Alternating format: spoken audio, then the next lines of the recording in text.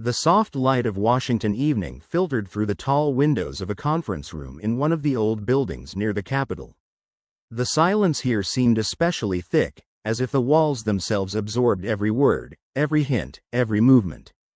Donald Trump stood at the window, a glass of Diet Coke in his hand, and watched the lights of the city go out.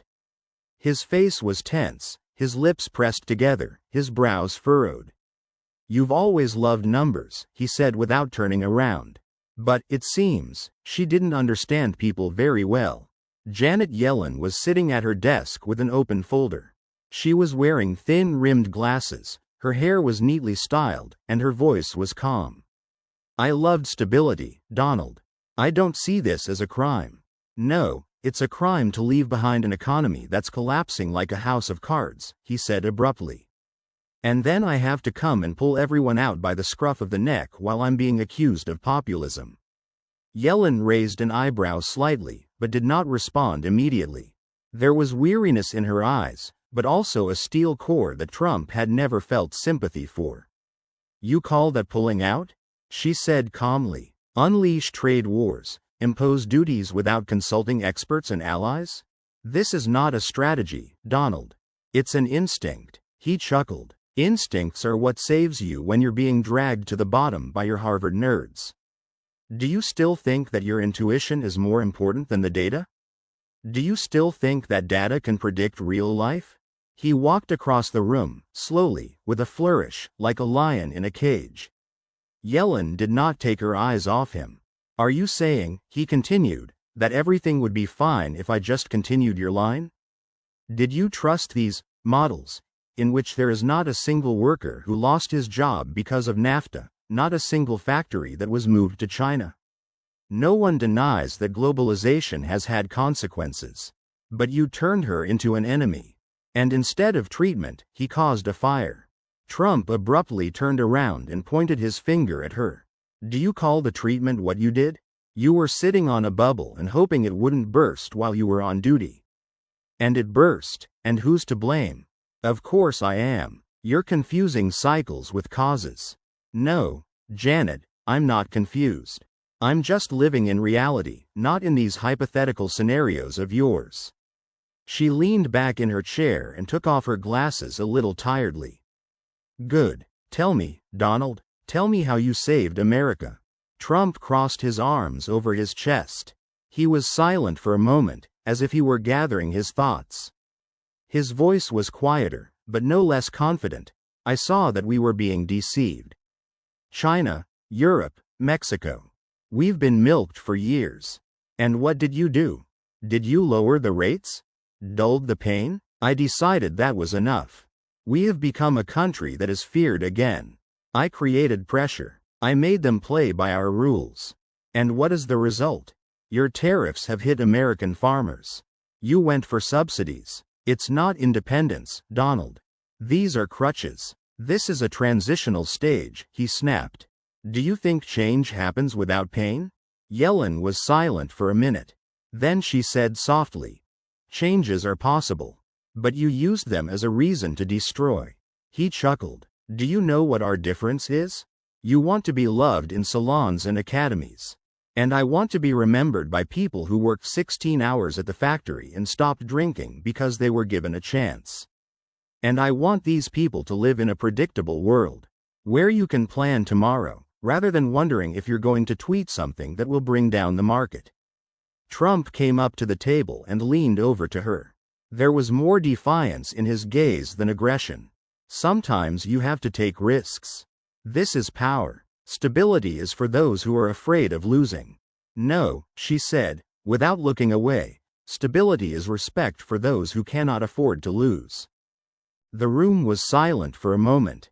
Outside the window, on the streets of Washington, life was still flowing. Cars were honking, neon signs were shining, but in this hall it seemed that everything had stopped. Only the breath of two people who once held the levers of the American economy in their hands filled the space between the remarks. "I'm tired, Donald," Yellen suddenly confessed quietly, looking not at him, but at her papers. "Not from you. Not from the debate. It depends on how slowly everything is changing. We are trying to treat the system, step by step, proven, according to science. And then you come and just rip everything off the wall. Because you don't heal. You're putting a band-aid over gangrene, Trump snapped. And every time someone tells the truth, you roll your eyes and call it populism. Are you saying that your truth is a panacea? He sat down opposite her, folding his arms over his chest. His tone became almost gentle, but with a trademark note of superiority. I'm not a scientist, not an economist. I'm a construction worker. I know that if the foundation is rotten, don't paint the walls. It must be demolished and rebuilt. That's what I was doing. And if it hurts you to hear that, it means that somewhere deep down you understand that I was right. Yellen sat up straighter and put her glasses back on her nose. You couldn't stand it, Donald. You destroyed without a plan. Without drawings. And then he left, leaving the country in a dusty pile of bricks. Trump leaned back, throwing his head back. Do you seriously think that Biden or you are better at trading than me? Have you ever made a deal in the real world? Not on paper, not in the office, but in the real, damn world? Yellen narrowed her eyes, restraining her irritation. I've never tried to be a merchant. I was trying to be a responsible manager. These are two different roles. And the second one often fails, Trump grinned. Because she's waiting for the storm to pass instead of turning the steering wheel. Or at least figure out where we're going before we rip the steering wheel out of the captain's hands, she added coldly. And again, a pause. Thick, tense, like a tightrope. But, despite everything, there was no open hostility here. There was something different between the two of them, in their voices, in their expressions. Perhaps a tired respect, or the realization that everyone is playing their own, unavoidable role in a larger drama. Do you really believe that you saved the country? Yellen asked after a long pause. Or do you just need someone to say it out loud? Trump sighed. For the first time all evening, it was really deep. I believe that I did what I had to do. Sometimes you don't expect approval. Sometimes you just go ahead while others are arguing about what to call a disaster. Yellen pushed the papers aside and looked at him openly, without barriers. And what's next? He narrowed his eyes. What do you mean? You're back. You're back in the game. If you get power again, will you continue? Or is it all just revenge? Trump was silent for a moment. His eyes, oddly enough, softened for a moment. He got up and went to the window, looking out at the dark city. Maybe both. I'm not a saint. I want to win. I want to prove that I was right. But I really believe that I can pull the country out again. Only this time, for real. Yellen stood up. She also went to the window, but kept her distance. Behind her was a table with figures, reports, forecasts. Everything that has always been a reality for her. Then I hope you'll understand that force alone isn't always the answer. He turned to her. And you said that sometimes numbers are not more important than instinct. Their eyes met, and for the first time all evening, there was no sarcasm, no malice. Just two opposing universes, momentarily colliding and acknowledging each other's existence. For a few seconds they stood silently at the window, looking out at the lights of the night city, as if trying to catch in them the answers that no schedule, no rally, no news report provided. Yellen was the first to look away. She went back to the table and, without sitting down, began to talk. Do you remember how in the early 2000s we argued about rising inflation due to cheap imports? Back then, no one perceived China as a threat. I said that cheap goods are not worth the loss of production. You were just starting to invest in construction along the East Coast. Trump nodded, slowly. I remember. You told me then that the market will regulate everything on its own. I was wrong, she admitted, not looking at him. It's not that the market is flexible. The problem is that regulation alone is not a solution. We ignored the consequences. And you, Donald, have become the megaphone of these consequences. You didn't invent discontent, you channeled it. He raised an eyebrow. So you think that I am the result of your policy? You're her symptom, she said firmly. You're not an anomaly. You're the feedback. Those words may have hurt, but Trump didn't show it. He sat back down, putting his hands on the table, as if he was going to negotiate with him. His face became businesslike, and his voice became lower. Good. Since we're being honest, tell me, how do you see a way out? Not theoretical. The real one. Right now. Tomorrow. How would you pull the country out of this swamp?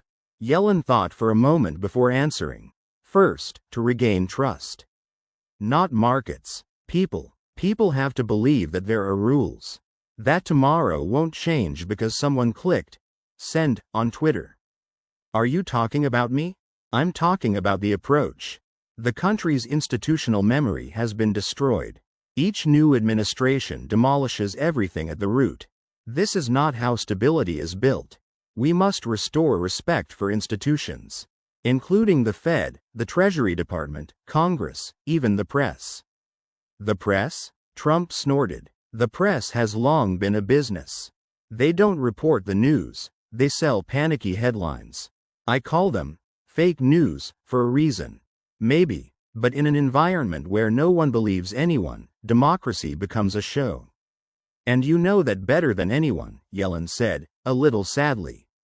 You made a scene out of the White House. It was spectacular. But behind the scenes, everything fell apart. He didn't answer. He just slowly turned the glass of Coke around without looking at her. I'm not saying that everything was bad for you, she continued. You've raised important issues. The return of production, the protection of jobs, the unfairness of trade agreements. But you didn't leave a system behind. Just noise. And the system is more important than one person. You forget, he replied, that if you don't touch the system, it doesn't change. I was shaking this hive because otherwise nothing would have moved. Maybe, she nodded again. But now you're back on the doorstep. And if you really believe that you can make a difference, you should think beyond the headline in tomorrow's newspaper. People don't believe in anyone anymore. And when there is no faith, chaos ensues. I've never been a part of them, he said. I've always been considered an outsider. And that's my strength. I don't have to play by their rules. Yellen bowed her head slightly. Maybe that's why you're fighting all the time. Because you're playing alone? He didn't answer. He looked out the window again, where his own silhouette was reflected behind the glass, blurry and strangely vulnerable. I was alone from the beginning, he said softly. Yellen wasn't surprised. These words didn't sound like a complaint. Rather, it's a statement. It was as if he was just naming something that had long been accepted as an axiom. Then maybe it's time to stop being a loner, she said. Trump looked at her with a slight grin. Will you invite me to be a team player? I suggest you think about what will happen if you win again. Not about how to take revenge. It's about what to leave behind. Except for the name in the story. He looked at her in silence. And at that moment, perhaps for the first time in a long time, someone was talking to him not as a brand, not as a threat, not as a genius or a clown. But as with a person. And it seemed to hit him deeper than he expected. There was a pause. It's long and stringy. In another room, behind the wall, someone passed by, the door slammed softly. The sound seemed to stir up tension in the air. Trump got up, went to a chair against the wall and sat down for a moment, as if he was already thinking of leaving. But Yellen wasn't going to let the conversation go.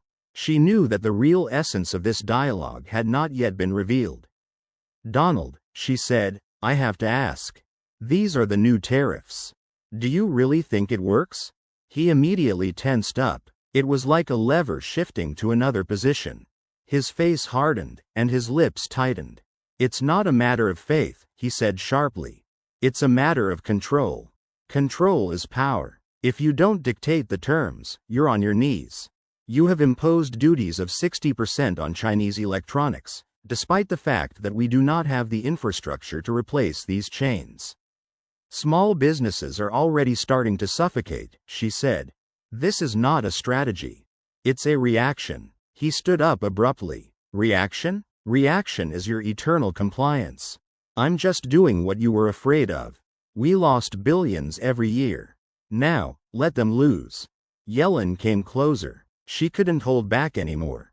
Have you thought about who will lose first? Not China, not Europe, our customers, our workers, whom you supposedly protect. You started a trade war at a time when the economy is trying to recover. What for? Because it's the only language that's understood, he growled. China does not respect gentleness.